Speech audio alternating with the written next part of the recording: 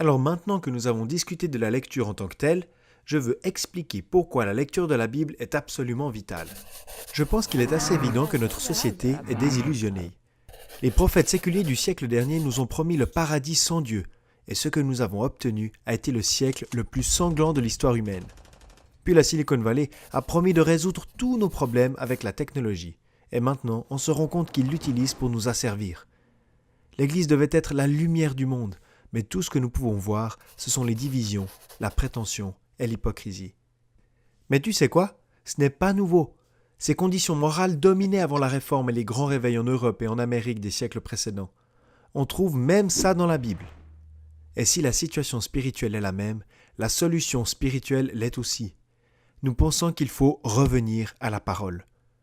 Tu vois, quand le roi Josias a voulu réveiller son royaume pour Dieu, il n'avait aucune idée de la façon dont Dieu allait le faire.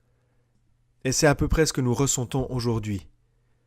Tu sais ce que Dieu a fait? Il l'a laissé trouver la Bible. Josias l'a lue et l'a fait tomber en larmes devant Dieu, et le réveil a eu lieu.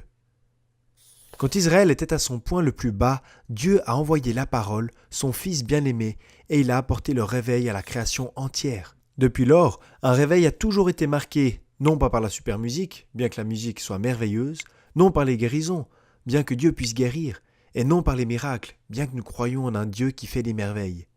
Un réveil a toujours été marqué par un nouvel engagement à l'autorité de la parole de Dieu, sous la direction de l'Esprit Saint.